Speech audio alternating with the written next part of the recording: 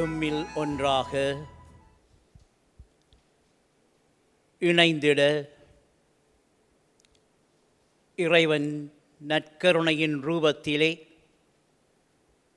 எம்மத்தியில் எழுந்தருளி வந்திருக்கின்றார்.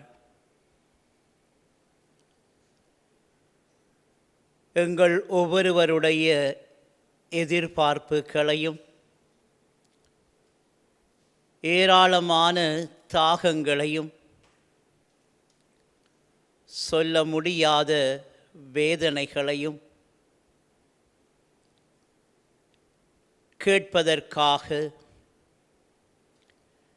கேட்பதோடு மட்டும் நின்று விடாமல் அவற்றிற்கெல்லாம் பதில் கொடுப்பதற்காக மத்தியில் எழுந்து வந்து வீற்றிருக்கின்றார்.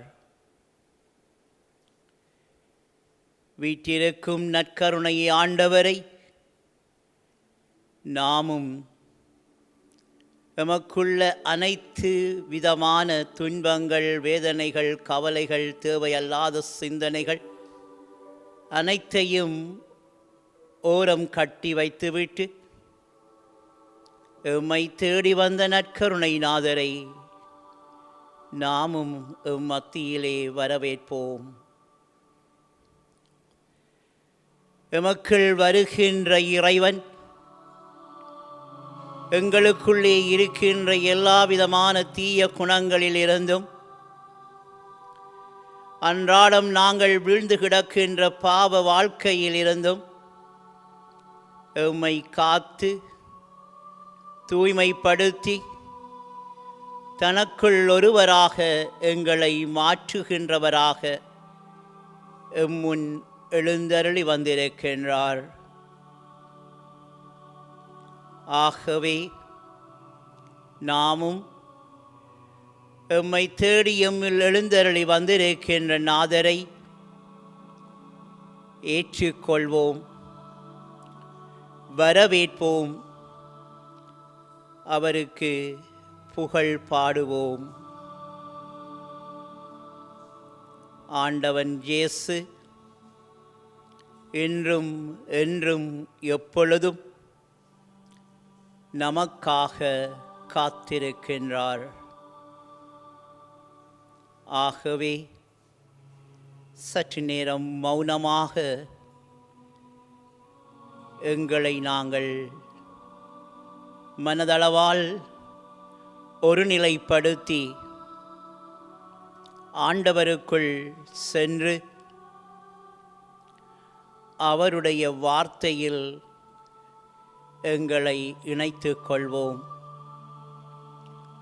அவர் கூறுகின்ற வார்த்தை உண்மையுள்ளது, உயிருள்ளது என நம்புவோம்.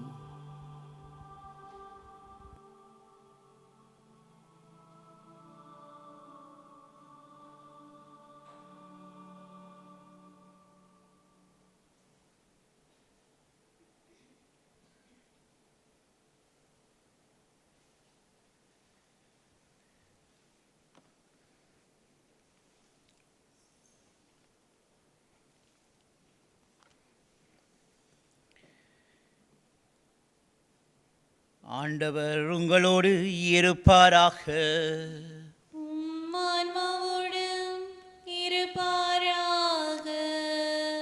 தூயவரான மத்தேயு எழுதிய தூய நற்செய்தியில் இருந்து வாசகம்.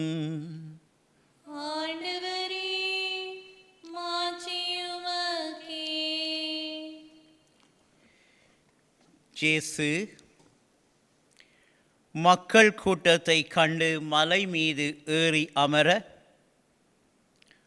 அவருடைய சீடர் அவர் அருகே வந்தனர். அவர் திருவாய் மலர்ந்து கற்பித்தவை: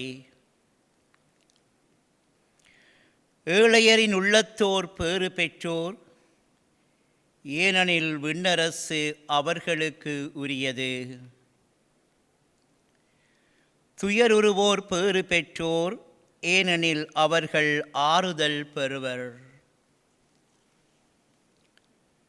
கனிவுடையோர் பேறு பெற்றோர், ஏனெனில் அவர்கள் நாட்டை உரிமை சொத்தாக்கிக் கொள்வர்.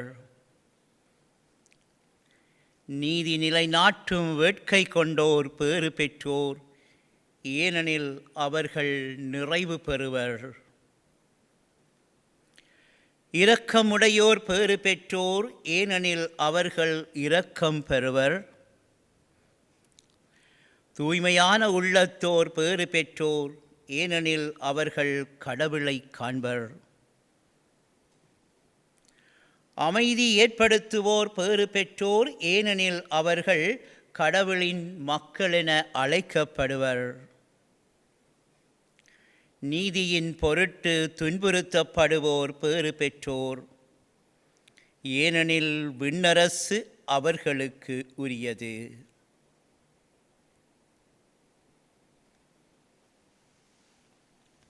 இது கிறிஸ்து இயேசுவின் வாழ்வளிக்கும் வார்த்தைகள். இயேசுவே உமக்கு புகழ்.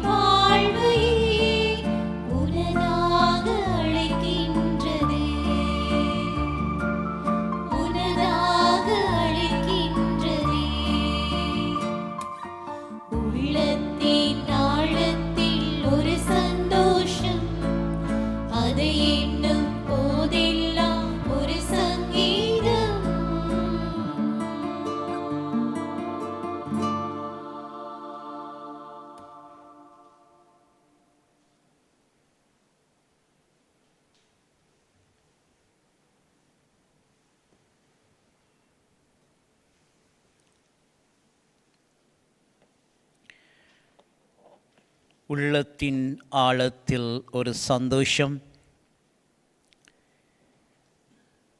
அதை எண்ணும் போதெல்லாம் ஒரு சங்கீதம். நம்முடைய வாழ்வே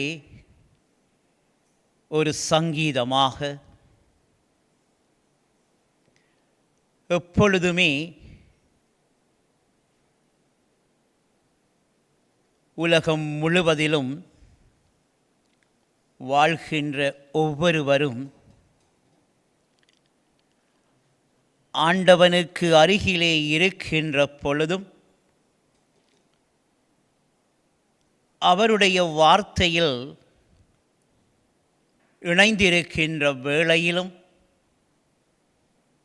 நம்முடைய வாழ்வு எப்பொழுதும் இசை மீட்டுகின்ற இதயங்களாக சங்கீதம் ஒலித்து கொண்டே இருக்கும்.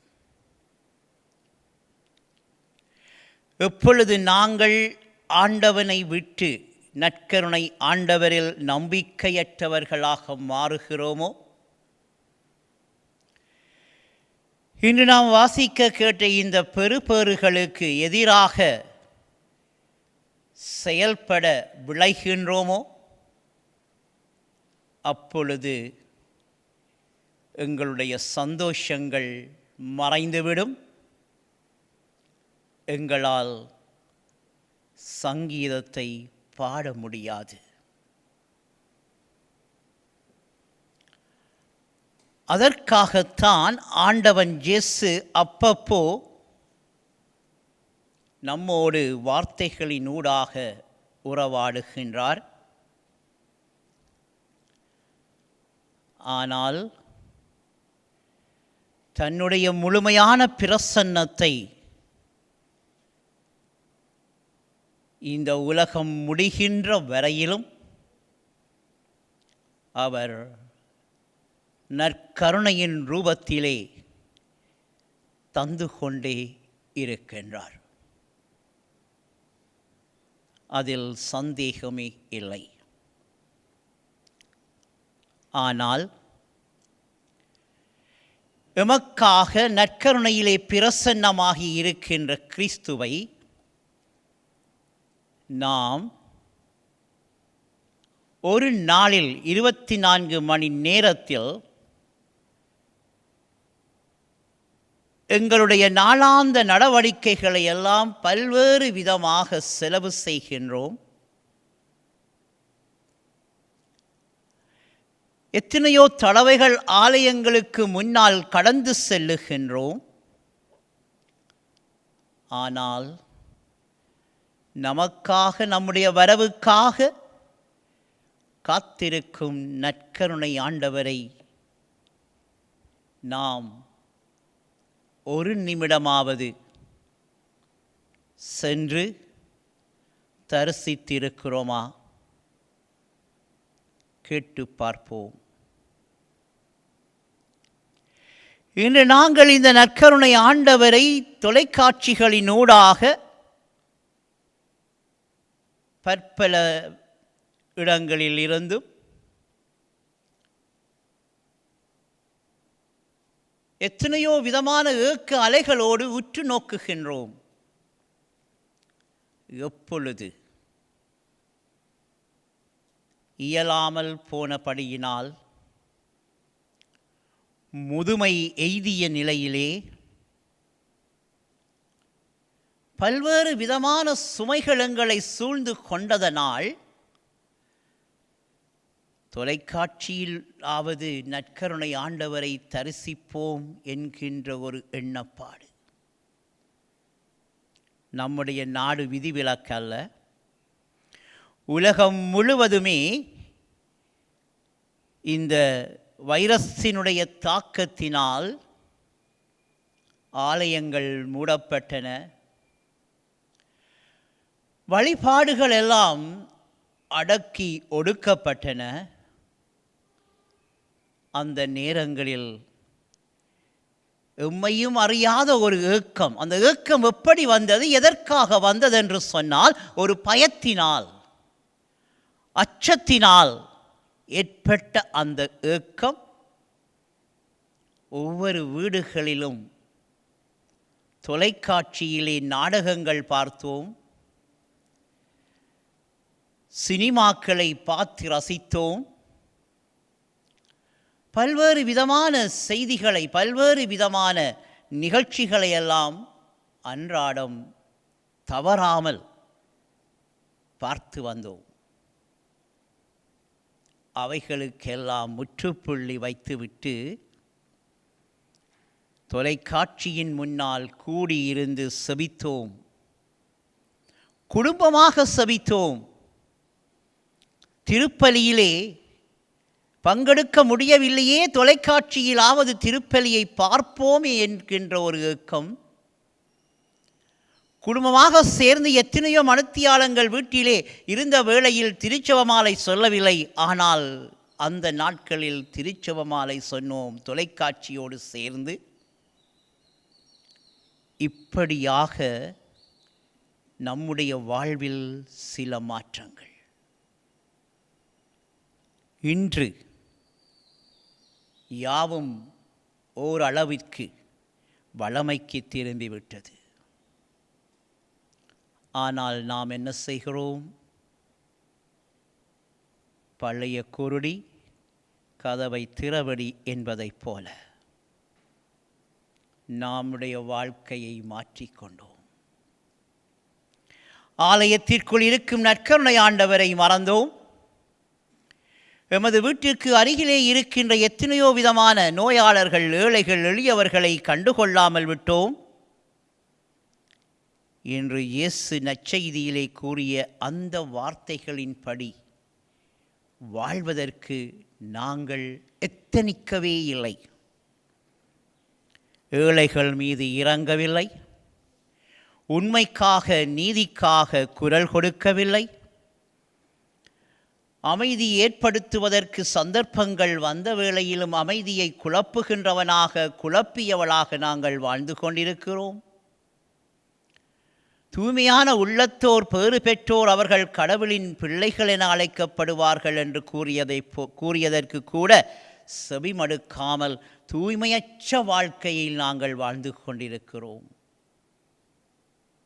இப்படியாக எங்களது வாழ்வை நாங்கள் மாற்றிவிட்டோம். ஆனால் இந்த பேறுகளிலே முக்கியமான பெறு இரண்டை நாங்கள் பார்க்கலாம். ஒன்று, இரக்கமுடையோர் பேறு பெற்றோர், ஏனெனில் அவர்கள் இரக்கம் பெறுவர். ஆண்டவர் எப்பொழுதுமே இரக்கமுள்ளவராக இருக்கின்றார். இந்த நற்கருணையே ஒரு இரக்கத்தினுடைய பிரதிபலிப்பு. தனது உடலையே நமக்காக கொடுத்தார் என்று சொன்னால் அது இந்த உலகம் முழுவதும் தொடர்ந்தும் தன்னுடைய உடலை உட்கொள்ளுகின்ற பொழுது தூய்மையாக்கப்பட்டு பலப்படுத்தப்பட்டு தன்னுடைய பிள்ளைகள் என்கின்ற நாமத்தை பெறுவார்கள் என்கின்ற அந்த எதிர்பார்ப்பு. ஆண்டவர் எம்மீது கொண்ட இரக்கம், நாங்கள் ஆண்டவன் மீது எப்பொழுது இரக்கப்படுகிறோம்? இரக்கமுடையோர் பேறு பெற்றோர், ஏனெனில் அவர்கள் இரக்கம் பெறுவர். நாங்கள் ஆண்டவரிலே இரக்கப்படுகிறோமோ இல்லையோ, ஆனால் ஆண்டவர் எம்மை எப்பொழுதுமே இரக்க கண்களோடு பார்க்கிறார். இரண்டாவதாக, கிறிஸ்து இயேசுவை பற்றியோ ஆண்டவர் தூய ஆவியானவரை பற்றியோ நாங்கள் செபிக்க ஆரம்பிக்கின்ற பொழுது அமைதியின் ரூபமே, அமைதியின் தெய்வமே என்று எத்தனையோ தடவைகள் அழைக்கின்றோம். ஆதலால் தானோ என்னவோ கிறிஸ்து சொன்னார், அன்று மலைப்பொழிவிலே, இன்று என்னையும் உங்களையும் பார்த்து சொல்லுகிறார், அமைதி ஏற்படுத்துவோர் பேறு பெற்றோர், ஏனெனில் அவர்கள் கடவுளின் மக்கள் என அழைக்கப்படுவர். இன்றைக்கு முழு உலகமுமே ஏங்கி தவிப்பது எதற்காக? இந்த அமைதிக்காக. புனித பவுலடிகளார் கூட தன்னுடைய நிருபத்திலே ரோமியருக்கு எழுதிய திருமடலிலே 12ஆம் அதிகாரம் 18வது வாக்கியத்திலே கூறுகின்றார், உங்களால் இயலுமானால் எல்லோருடனும் அமைதியுடன் வாழுங்கள். வானலாவ வளர்ந்து கிடக்கிற கட்டிடங்களை பார்த்து சொல்லவில்லை, உயர்ந்து நிற்கின்ற மலைகளை பார்த்து சொல்லவில்லை, காடுகளாக வளர்ந்து நிற்கின்ற மரங்களை பார்த்து சொல்லவில்லை, பரப்பென ஊர்வனவற்றை பார்த்து சொல்லவில்லை. புனித பவுல் ஒவ்வொரு மனிதனையும் பார்த்து சொல்லுகிறார். ஏன்? மனிதனால் மட்டும்தான் அந்த அமைதியை ஏற்படுத்த முடியும். நாங்கள் பல வேளைகளிலே ஐயோ எனக்கு அமைதி இல்லை, நான் குழம்பி போய் இருக்கிறேன், எனக்கு நிம்மதி இல்லை என்று சொல்லுகிறோமே. காரணம் என்ன? என்னுடைய அம்மா, என்னுடைய அப்பா, என்னுடைய சகோதரன், என்னுடைய நண்பன், என்னுடைய அதிபர், என்னுடைய தொழில் புரிகின்றவர்கள், இப்படியாக எம்மை சுற்றி இருக்கின்றவர்களை எல்லாம் நாங்கள் குறை கூறுகின்றோம். இல்லை, அந்த அமைதி இருக்க வேண்டிய இடம் இங்கே. எங்களது உள்ளத்திற்குள் அமைதி இருக்குமே, ஆனால் எம்மை சுற்றி இருக்கின்றவர்களையும் நாங்கள் அமைதிப்படுத்தலாம். ஆண்டவன் அமைதியோடு பிறந்தான், அமைதியின் தூதுவனாக இவ்வுலகிற்கு வந்தார். கிறிஸ்துவினுடைய பிறப்பு செய்தியை கேட்டதுமே அமைதி உண்டாயிற்றென்று சொன்னார்கள். கிறிஸ்து உயிர்த்தெழுந்ததுமே தன்னுடைய சீடர்களை பார்த்ததுமே கூறிய முதலாவது வார்த்தை அமைதி உண்டாகட்டும் என்று சொன்னார். ஏன்? குழம்பி போய் கிடந்த அந்த யூத சமூகத்திற்கு, அடிமைப்படுத்தப்பட்டிருந்த இஸ்ராயேல் மக்களுக்கு, பல்வேறு விதமான சோதனைகளுக்குட்பட்டிருந்த மக்களை பார்த்து சொன்னார், அமைதி உண்டாகுக. ஆமிரை இயேசுவிற்குள் அன்புமிக்க சகோதர சகோதரிகளே, நாமும் அன்றாடம் நற்கருணையில் இருக்கின்ற ஆண்டவன் அமைதியின் பிறப்பிடமாக, அமைதியின் ஊற்றாக, அமைதி கொடுக்கின்றவராக இருக்கின்றார் என்பதை உணர்ந்து கொண்டு அவர் முன்னால் சென்று 24 மணி நேரத்தில் 24 மணி நேரம் வேண்டாம், 24 நிமிடங்கள் வேண்டாம், குறைந்தது 24 வினாடிகளாவது ஆண்டவன் முன் வந்து எங்களை அவர் பாதம் சரணாகதியாக்குவோம். அவரிடமிருந்து அந்த அமைதியை பெற்றுக்கொண்டு அந்த அமைதியின் தூதுவர்களாக நாங்கள் எங்கெல்லாம் செல்லுகிறோமோ அங்கெல்லாம் பரப்பி உண்மை கிறிஸ்துவினுடைய சாட்சிகளாக நானும் நீங்களும் வாழ வரம் கேட்போம்.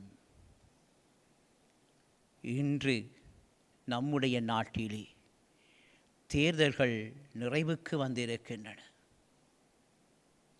பலருடைய வாழ்க்கையிலும் பலருடைய உள்ளத்திலும் எழுந்து நிற்கின்ற கேள்வி என்ன ஆகுமோ? குழப்பம் வேண்டாம், பயம் வேண்டாம். தூய ஆவியானவரிடம் மன்றாடுவோம். ஆண்டவர் எல்லோரையும் அமைதிப்படுத்தி பாதுகாத்து நல்லதொரு வழியை நமக்கு தருவார். அந்த சிந்தனையோடு ஆண்டவரது ஆசீரை பெற முயற்சி செய்வோம்.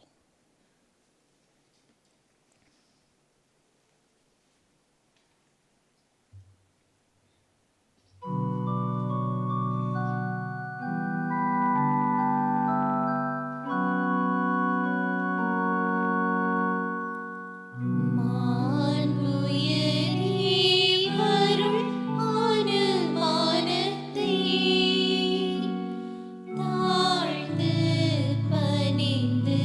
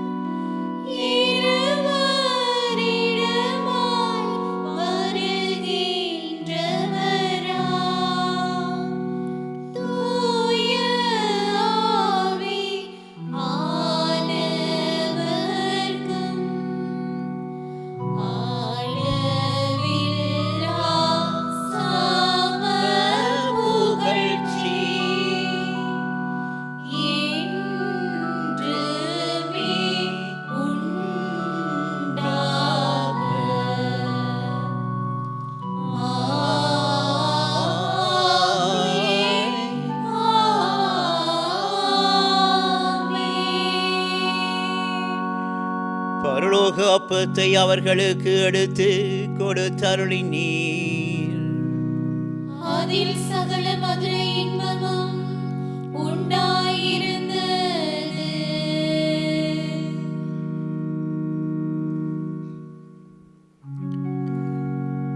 மன்றாடுவோமாக. திரு அருட்சாதனத்திலே இறைவா, இந்த வியப்புக்குரிய உம்முடைய திருப்பாடுகளின் நினைவை எங்களுக்கு விட்டு சென்றீர். உமது திருவுடல் திருரத்தம் இவற்றின் மறை பொருளை வணங்கும் நாங்கள் உமது மீட்பின் பலனை இடைவிடாமல் அனுபவிக்க அருள் புரியுமாறு உம்மை மன்றாடுகின்றோம். என்றென்றும் வாழ்ந்து ஆட்சி செய்கின்றவர் நீரே.